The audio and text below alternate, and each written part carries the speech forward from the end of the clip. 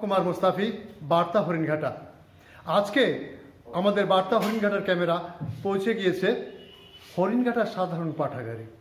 হ্যাঁ, আপনারা হয়তো ভাববেন যে পাঠাগারে কী ধরনের অনুষ্ঠান বা এখানে তো পড়াশোনা হয়, কিন্তু না, এই পড়াশোনার মাঝে হরিণঘাটা পাঠাগার বিভিন্ন ধরনের অনুষ্ঠানের মধ্যে নিমজ্জিত থাকেন।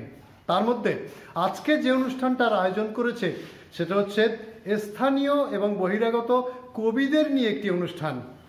সেই কবিরা এখানে উপস্থিত হয়েছেন, আমরা সরাসরি সেখানে পৌঁছে যাব। সেই কবিদের নিয়ে অনুষ্ঠান একটি অন্য ধরনের অনুষ্ঠান। তার আঙ্গিকে আজকে এই লাইব্রেরির যে পাঠক সংখ্যা বলবো আস্তে আস্তে কমার দিকে, কিন্তু না, হরিণঘাটার সাধারণ পাঠাগার এই পাঠক সংখ্যা বৃদ্ধির লক্ষ্যে তার আনুষঙ্গিক হিসেবে বিভিন্ন ধরনের অনুষ্ঠান করে চলেছে। তার মধ্যে এটাও একটি অঙ্গ, কবিদের নিয়ে একটি অনুষ্ঠান। আসুন আমরা সরাসরি এই লাইব্রেরির আমরা দোতলায় পৌঁছে যাচ্ছি। সেই কবিদের অনুষ্ঠান, তারা কবিতা পাঠ এবং কারা এসছেন, কীভাবে কবিতা পাঠ, সব বিষয় আমরা তুলে ধরছি বার্তা হরিণঘাটার পক্ষ থেকে। আপনারা সঙ্গে থাকুন, দেখতে থাকুন। নমস্কার। সূর্য সম জননী রাধানগরে 22শে মে 72 দুলোকের ধ্রুব তারা হৃদয়ে ছিল কুসংস্কার, আচারের অত্যাচার, ছিল না শিক্ষা, সহমরণে বিধবা হত্যা। সমস্ত দেশটা ঘুমিয়ে আসে। গ্রাম প্রান্তর, মাঠঘাট, বৃক্ষলতা, নদী, শুনশান গ্রাম্য পথঘাট। ঘন অন্ধকারে নক্ষত্ররা শুধু জল জল করে। আগামীকাল 21শে ফেব্রুয়ারি এই অঙ্গীকার মধ্যমণি করছি। রুদ্ধ কুটিরিতে চেয়ে চেয়ে থাকি, ইচ্ছা করে একবার খুলে দিই, একটু রোদ্দুর আসুক। চারিদিকে মনুষ্যত্বের অবমাননা, কোলে শিশু নিয়ে শীর্ণ মা দরজায় দরজায় ঘুরে। মনীষা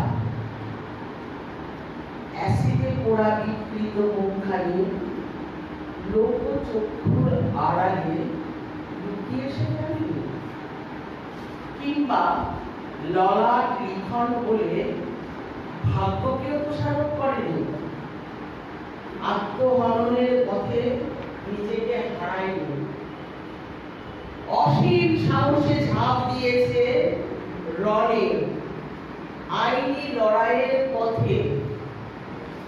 ভীর নারীর আছে মনন মেধা, সবটুকু নয় বাহ্যিক সুন্দরতা। দুর্গারা ফিরে আসে না। জলে জঙ্গলে ঘুরে বেড়ানো, পাড়া দাপিয়ে বেড়ানো, পরে বাগান থেকে ফল পেড়ে আনা সেই দুর্গাকে আর দেখতে পাওয়া যায় না। শৈশব আজ হারিয়ে গেছে নাচের ক্লাসে, আঁকার খাতায়, অথবা গানের সুরে।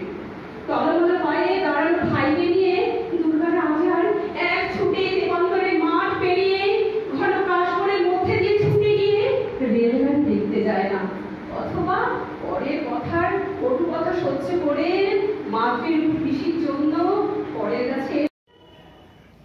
আচ্ছা, আজকে একটা সুন্দর অনুষ্ঠান এখানে এসে দেখলাম, মূলত কবিদের নিয়ে অনুষ্ঠান। মূলত এই ব্যাপারে আপনি দু চার কথা বলুন না, কী ধরনের অনুষ্ঠান হলো আজকে? হরিণঘাটায় আমরা যে পাঠাগারটা চালাই তার নাম হরিণঘাটার সাধারণ পাঠাগার। এই পাঠাগারগুলো সারা পশ্চিমবাংলাতে একদমই মুখ থুবড়ে পড়ে আছে। সরকারি সাহায্য প্রায় পাওয়াই যায় না।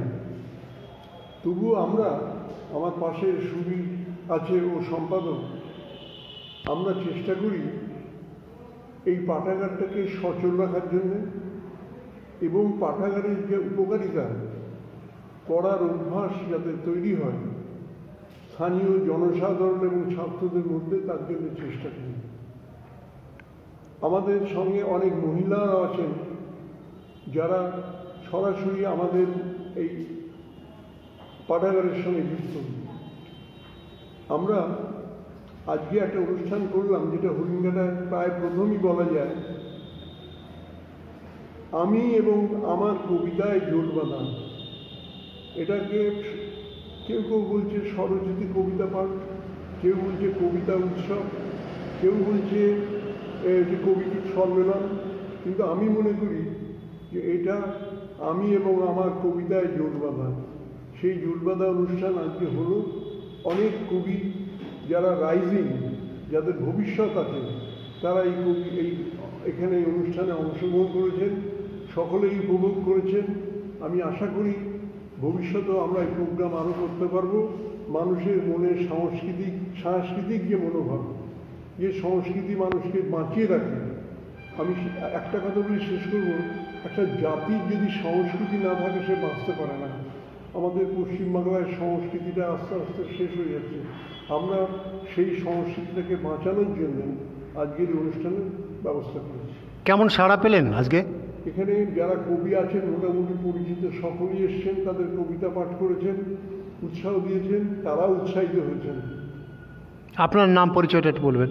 আমার নাম দিলীপ রায়, আমি সভাপতি হরিণঘাটা সাধারণ পাঠাগার। আমার পাশে বসে আছেন সম্পাদক সুবীর মুখার্জি। হ্যাঁ, আপনার পরিচয়টা বলুন, আপনার নাম পরিচয়টা একবার বলুন। দিলীপ দা, হরিণঘাটা সাধারণ পাঠাগারের সম্পাদক। আপনার চোখে কেমন লাগলো? আমার চোখে খুবই ভালো, নতুন কিছু দেখলাম। অশেষ ধন্যবাদ সঙ্গে থাকার জন্য, বলার জন্য। Thank you. ধন্যবাদ। আপনাদের